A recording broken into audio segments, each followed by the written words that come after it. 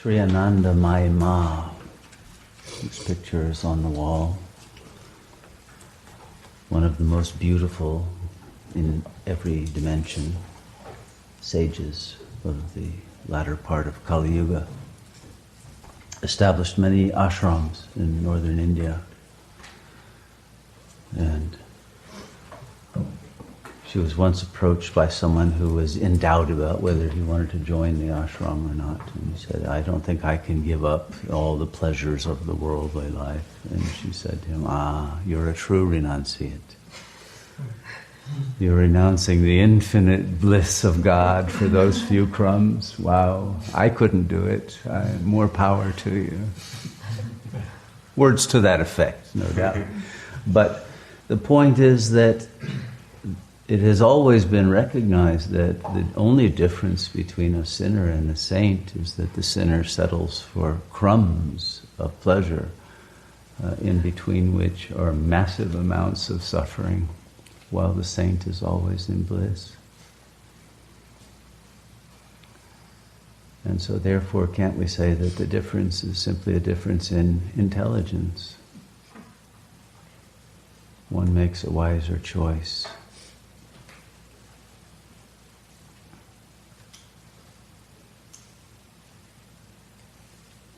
But the choice of bliss comes at a price. And the price is, well, two prices, which come to be the same. One is hubris. The other is greed. Hubris is the arrogance of the human intelligence that thinks it gets it, thinks it knows. And has to face the fact that it's utterly clueless about what's really going on in reality. That there are levels of meaning and vistas of factors that go into the construction of any reality that are far beyond the capacity of any creature within that reality to understand. And so therefore the arrogant ego says, this isn't right, it's not just, it's not fair, how could God have done this? And etc., and goes on complaining in his or her mind about God's inadequacy as a ruler of the universe. And ultimately the hubris feeds into the greed, because isn't it really the complaint that why didn't I get more of the goodies? Why did they get it and I got left out? Why did I suffer? Why didn't I have more loving parents? Why didn't I get born into a wealthier family? Why didn't I have this, that, or the other thing? Why was I born in Kali Yuga at all? Why wasn't I born in another Yuga where life was better, right? Well, you can complain about everything if you want to. But then you're just leaving yourself out of the bliss of surrender to God and preferring the agony of your complaints.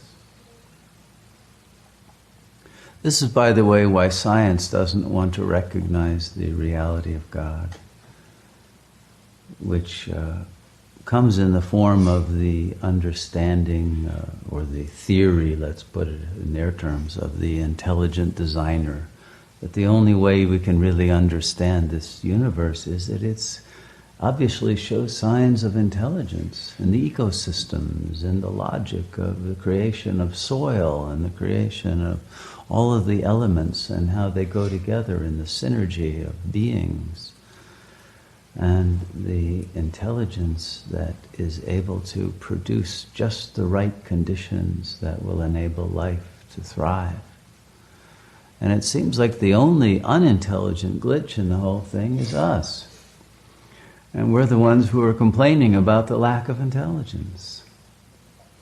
And that complaint is a projection of our own lack of intelligence of sustaining a creation that was put into our hands. And why? Because we have lost touch with that intelligent designer, and therefore with the intelligence that designer did not put in our hands, because we couldn't have managed the universe with it.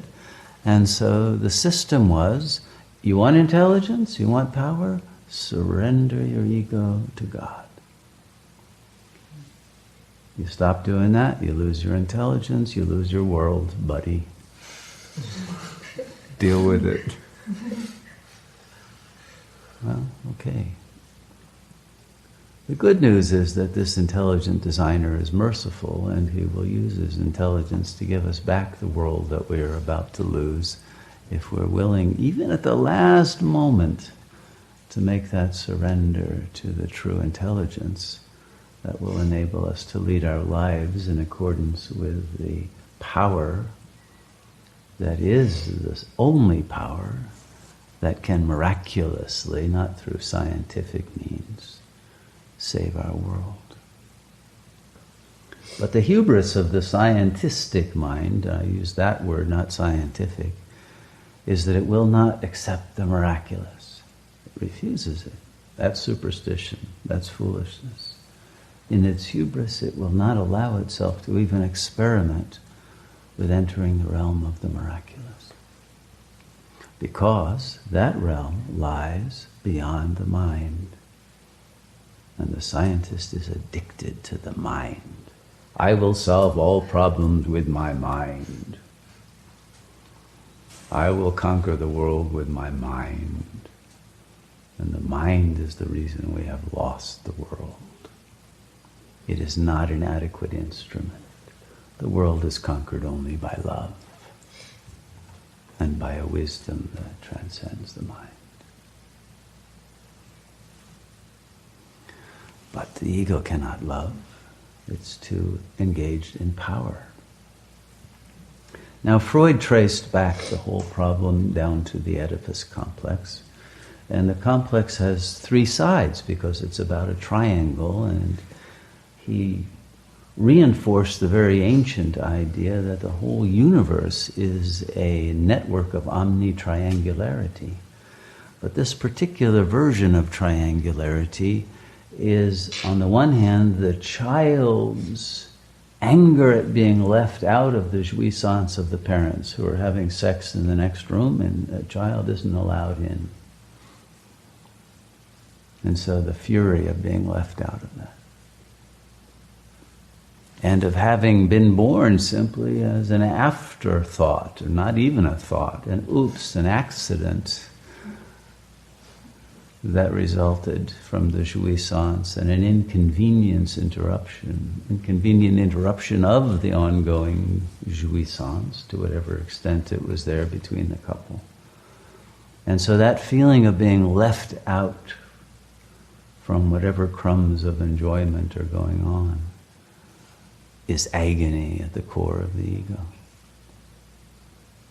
But of course the father has the same thing because he's left out of a kind of love between the mother and the infant,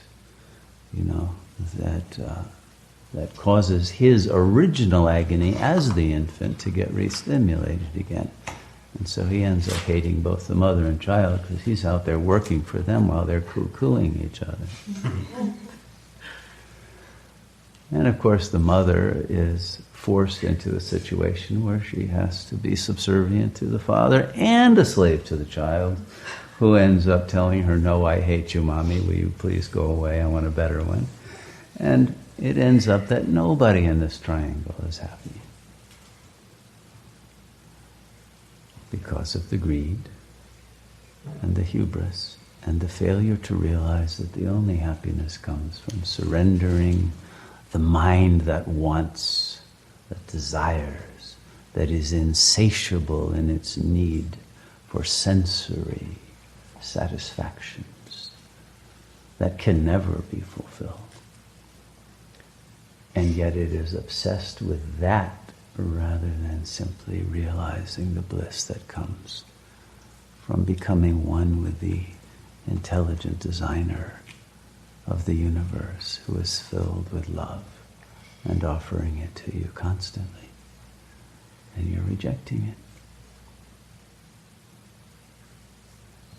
preferring to wallow in the mind and the emotions, the anger, the fury that you didn't get what you thought you should get, and not accepting what's there for you.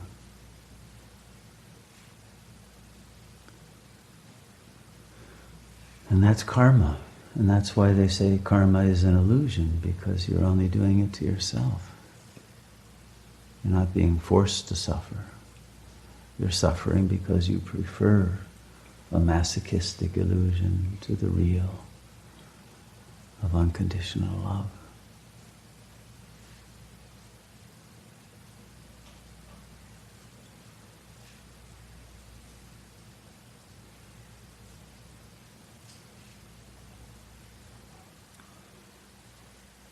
And until the ego mind comes to recognize, usually with horror, that it does not possess anything.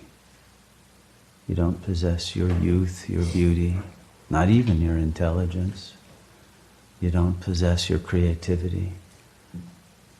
You don't possess your life. It can all be taken away at a moment's notice. All of it. Whatever you're most proud of.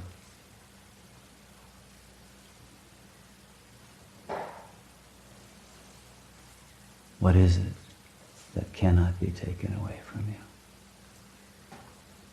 It's only yourself. And the God that we're talking about here is yourself. And yet the one thing that cannot be taken away from you, the ego has managed to take away from itself. Its own self. In searching for an other to bring it love and satisfaction that it'll never get from that other, and it has rejected it from the only source there is, which is one's own self.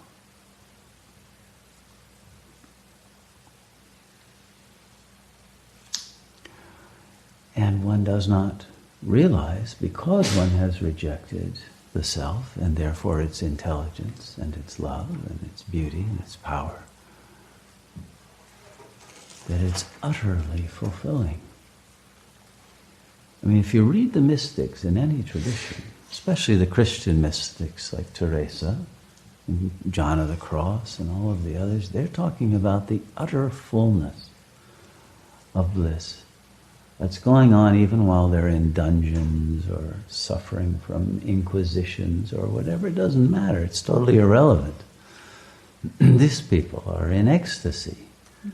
And they're floating in the, people are going into the room where Teresa is praying, and she's like about 5 feet above the ground, levitating. Doesn't even notice it, doesn't even care, and says, oops, sorry, and, take me down, stop that,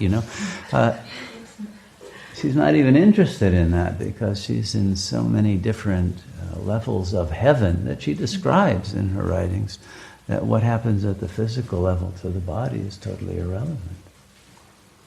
But it happens to her because she has no interest in whether she gets any crumbs of enjoyment from any other source than God. That's all she needs. And so, of course, God gives her everything.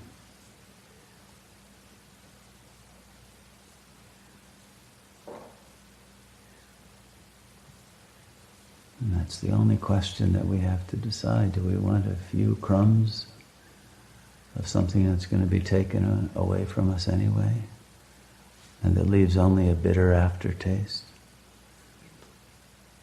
Or do we want the real bliss that never ends? That comes with intelligence and beauty and power, and enables us to finally have some ability to do something good for the world and not be greedy and selfish, but have such a treasure that we can finally be generous and give it all away. Because there's infinitely more where that came from.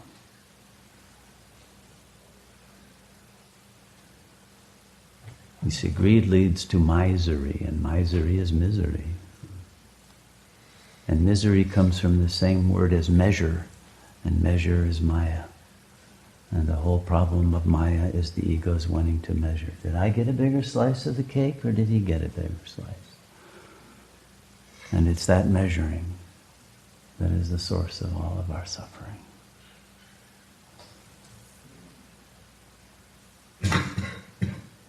And so to be free of Maya is to be free of measuring out whether you got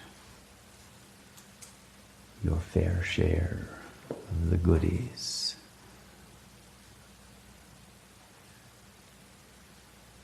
but instead to realize that the source of all the goodies is there for you entirely, without limit.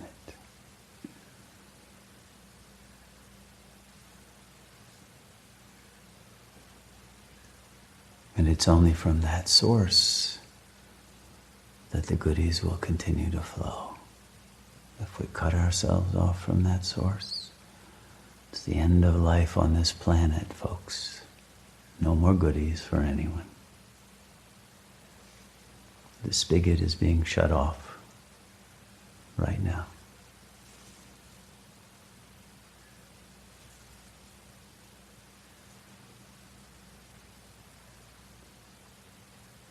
And maybe it's too late to turn it on. But even that won't matter if we have found the source before our lives are cut off.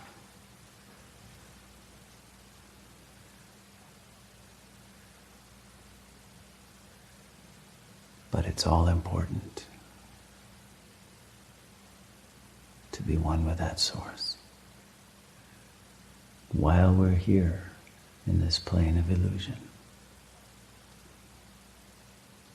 To undo all of the miserliness, the pain and suffering we may have caused to others, so that we can be part of turning the spigots on of joy and love and life itself again to a planet that is terminally ill and on its deathbed.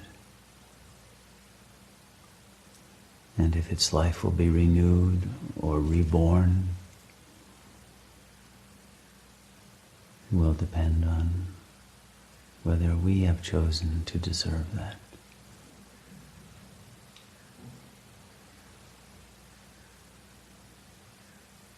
Whether we have the intelligence to redream this dream and bring the disorder back into divine order, the order of ultimate beauty.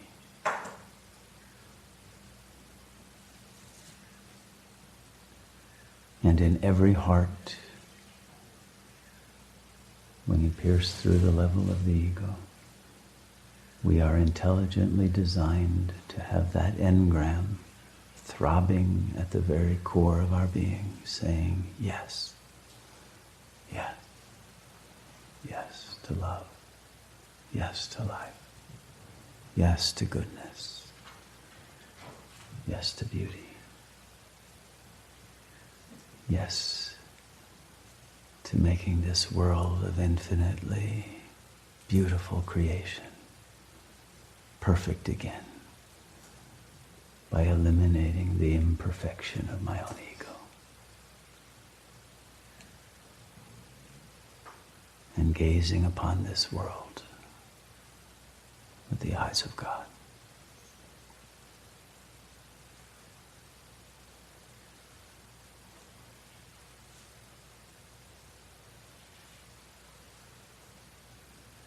It is the power of the divine gaze of love that alone can bring to life what is dead and heal what cannot be healed, and miraculously enable the laws of nature to be trumped by that supernatural power that is the love of God. And you are the instruments for the dissemination of that power.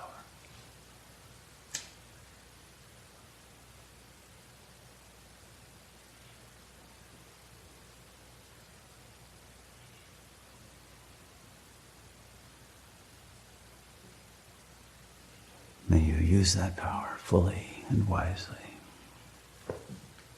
rather than seeking any other kind of illusory power.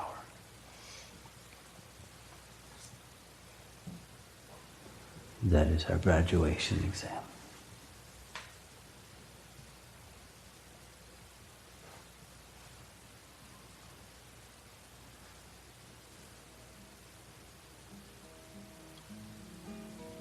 may we all pass with flying.